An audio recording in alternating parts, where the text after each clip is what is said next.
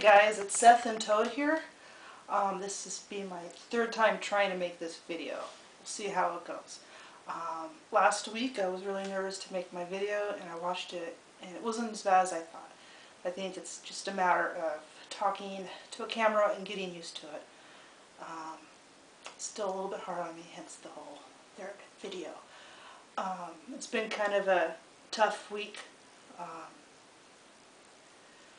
Last night I watched Mrs. Doubtfire. It's a movie from the 90s. I don't know if any of you guys have seen it.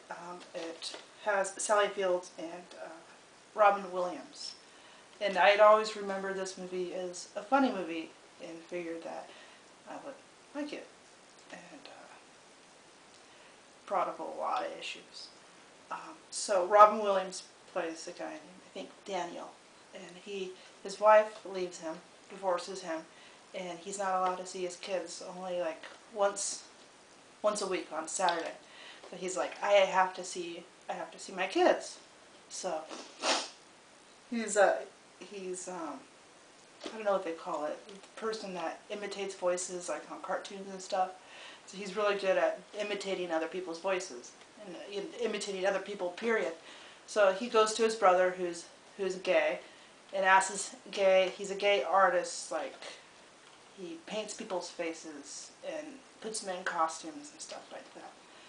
So he goes to his gay brother and says, you know, make me a woman.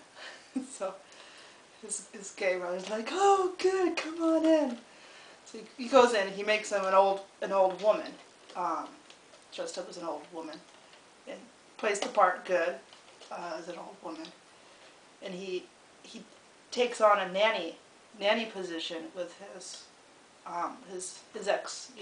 ex-wife and his kids, so that he's with his kids like most of the week. And so nobody knows that it's actually him dressed as a woman. And then there's a scene where he's going to the bathroom and his son walks in on him and he sees, well, her name is Mrs. Doubtfire, that's who he's playing, Mrs. Doubtfire. So his son sees Mrs. Doubtfire with a dick standing up going pee, and his son just totally just goes crazy. Who are you? It's a he, she. And he goes and tells his sister, who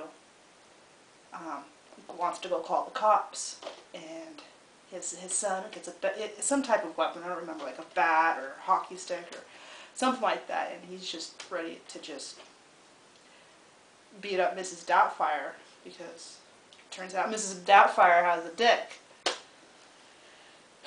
And then Robin Williams, aka Daniel, says, hey guys, it's me, your dad. Anyways, I know it was supposed to be a funny scene, but it brought up a lot of transphobia, and I have no idea why I didn't catch it the first time, or the third, or the fourth that I've seen this. And I've probably seen this many times. It's a funny movie, and if you grew up in the 80s, I'm sure you've seen this movie. But it just, this idea that Mrs. Doubtfire becomes a danger because she has a dick, and that she should, you know, have the cops called on her. It brought up a lot of issues. Made me feel like a freak for being trans. And then all this self-hatred. You know, in actuality, Mrs. Doubtfire's a good nanny without a dick. But this show right here just shows the transphobia that I've grown up around. Afterwards, I shut off the movie and I went and I ran in the bed and just pulled a pillow over my face and just sulked. Just felt awful, like how am I going to do this? How am I going to be myself? How am I not going to be myself? And what if society wants to call the cops on me or beat me over the head with a bat? Amy comes in, my wife Amy comes in and puts her arms around me and tries to figure out what's wrong. So I tell her. She's like, Seth, that movie's from from the 90s, which is probably like 20 years ago. And times are a lot different. People were more accepting of trans, you know. And I told her, I said, yeah, but my mind is still here. It's still in the 90s. It's still in the 80s, because that's where I spent most of my life, is in the 90s and the 80s. Being 32, it's hard to get over all of that. And I think about it, when I watched this show growing up, but it never bothered me. And I think about how that message has subliminally been in the back of my mind. Movies like this, it makes sense how I've had so much fear around coming out. Part of the reason why. And then there's all these really young trans guys that just, hey, I'm trans, and they just come out. I mean, there's trans even in a high school coming out. I see them on YouTube, and what? It's crazy. But I got the 80s and the 90s to deal with. Images of Mrs. Doubtfire, a really funny show with good acting, but that one scene, it's really awful. And there could be possibly more scenes, but I turned it off. And I will be selling this to whoever wants it. I don't know, throwing it away, I don't know. But it is not going in our movie collection, because I don't need to have shows like this that make me feel unrepresented and make me feel invisible. And that's how I felt, unrepresented and invisible. And that's probably why growing up I didn't like I knew I was trans, but I didn't have like this apparent thought like I'm a boy. It was always feeling like I am the other, not quite being one of the girls. I can't explain it, but I think that if I grew up in a society where there was more visibility of trans people, then it would have made sense. Not that there wasn't other trans people in the 80s and 90s. I mean, of course there was, and people were transitioning, but it was seen like on, I don't know, Oprah, Ricky Lake shows. Actually, probably the more crazier shows. I don't know what they're called. I don't know. You could tell me. Those really funny TV shows where they have all the really strange people come in, and they were the ones that were representing the trans community transitioning to really weird trans. The woman with dicks. You know.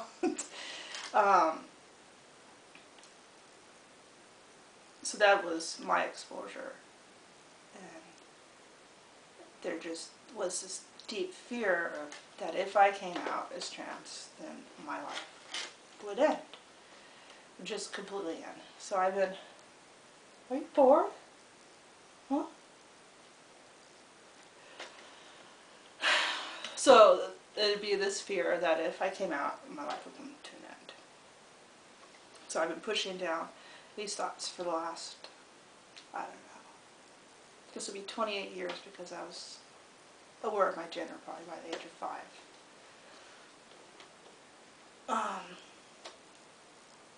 I was pushing down the feelings because I wasn't quite sure what they were. But those feelings never went away. The feelings of being the other, not quite feeling comfortable in my own body. I mean, there was a time where I was even skinnier and more feminine and really pretty and still not feeling comfortable. It's hard to explain unless you've been there.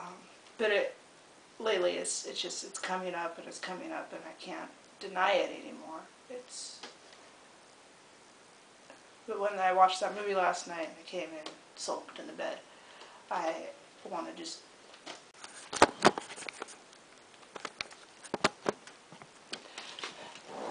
hey guys, I guess the camera just shuts off at 10 minutes. Anyway, so I was talking about how I've been pushing down myself all my life, and to such a degree now it's getting painful. Now it's hurting. now I'm feeling like I'm being a liar when I say that I'm not Seth. Or,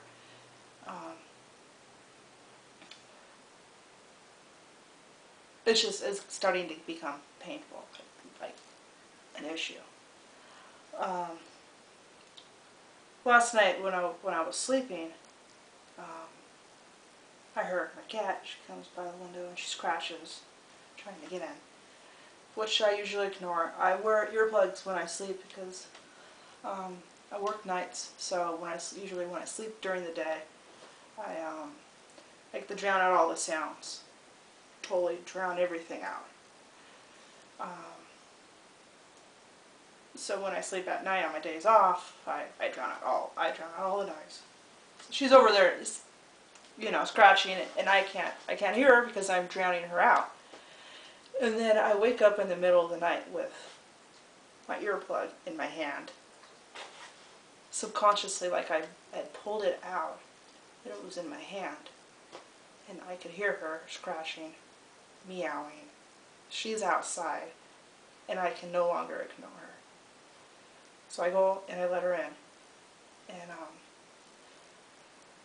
kind of reminds me of what I'm going through with being trans. How I've been wearing earplugs, not being able to see how that scene was totally transphobic and hurtful to me. Ignoring the own pain that the subliminal message has been playing a part of my life. Ignoring all that. Now I can no longer ignore it. It's there. And I have to go open up the door to my closet. Show people who I am. Allow myself to love myself. Allow others to love who I am. And it's really scary. Anyways, that's all we have to say for today, or for this video. Hope you guys are doing good. Talk to you guys later.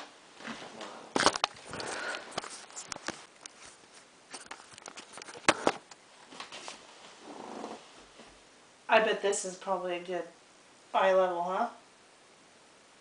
What do you think? We're almost about ready to make our video.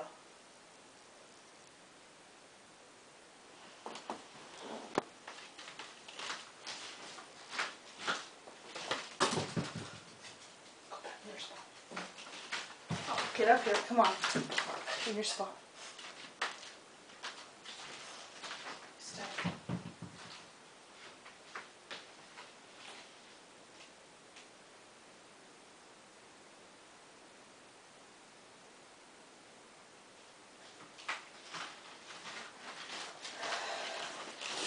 Hey guys, it's Seth here.